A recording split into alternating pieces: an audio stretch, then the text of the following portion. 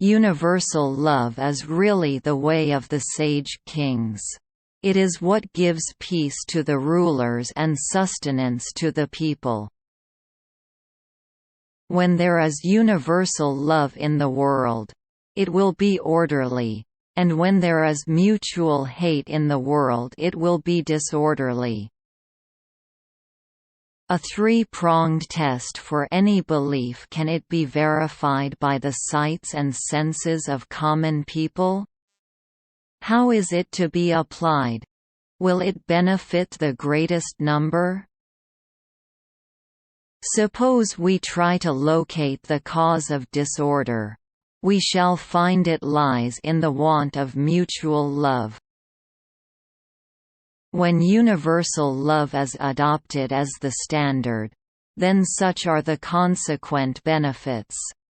It is incomprehensible, then, why people should object to universal love when they hear it.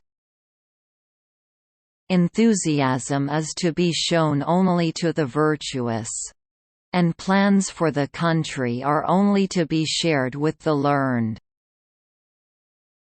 To accomplish anything whatsoever, one must have standards. None have yet accomplished anything without them. Whoever criticizes others must have something to replace them. Criticism without suggestion is like trying to stop flood with flood and put out fire with fire.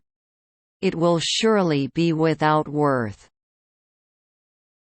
If one does not preserve the learned in a state, he will be injuring the state if one is not zealous to recommend the virtuous upon seeing one. He will be neglecting the ruler. All states in the world, large or small, are cities of heaven, and all people, young or old, honorable or humble, are its subjects. The wise man who has charge of governing the empire should know the cause of disorder before he can put it in order. Unless he knows its cause, he cannot regulate it. Few are those who, neglecting the virtuous and slighting the learned, could still maintain the existence of their countries.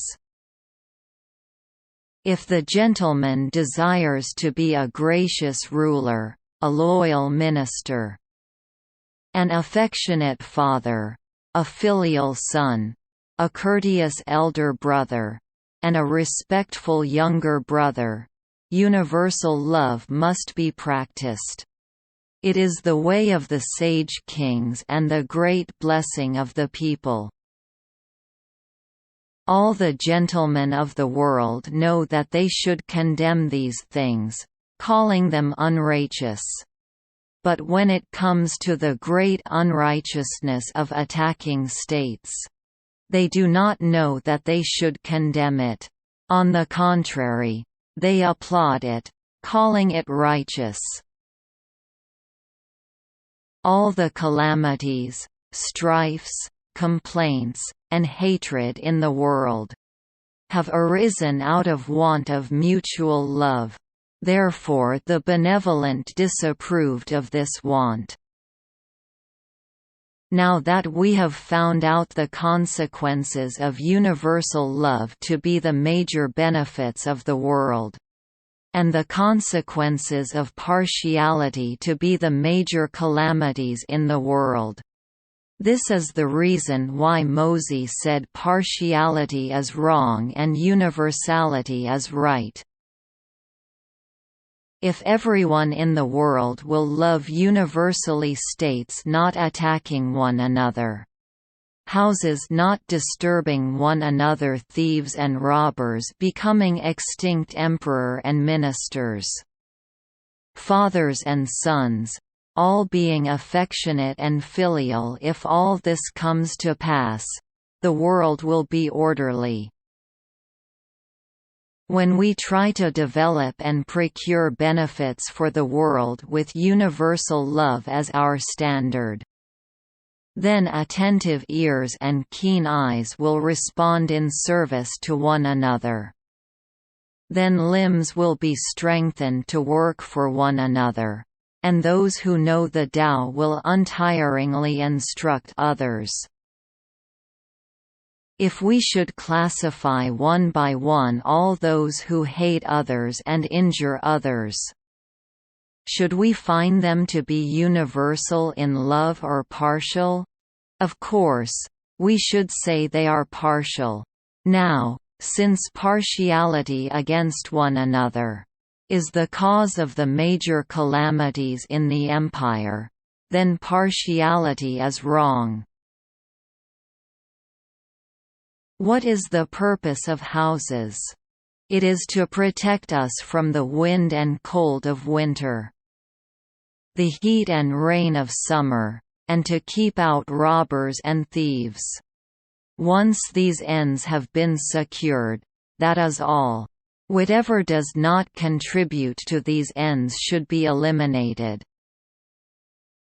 When all the people in the world love one another, then the strong will not overpower the weak, the many will not oppress the few. The wealthy will not mock the poor, the honored will not disdain the humble, and the cunning will not deceive the simple. If we should classify one by one all those who love others and benefit others, should we find them to be partial or universal? Of course, we should say they are universal. Now, since universal love is the cause of the major benefits in the world, therefore, Mozi proclaims universal love is right. If the rulers sincerely desire the empire to be wealthy and dislike to have it poor, desire to have it orderly and dislike to have it chaotic, they should bring about universal love and mutual aid. This is the way of the sage kings and the way to order for the world. And it should not be neglected. When we come to think about the several benefits in regard to their cause, how have they arisen? Have they arisen out of hate for others, and injuring others? Of course, we should say no. We should say they have arisen out of love of others and benefiting others. The murder of one person is called unrighteous and incurs one death penalty. Following this argument, the murder of 10 persons will be 10 times as unrighteous. And there should be 10 death penalties. The murder of 100 persons will be 100 times as unrighteous. And there should be 100 death penalties.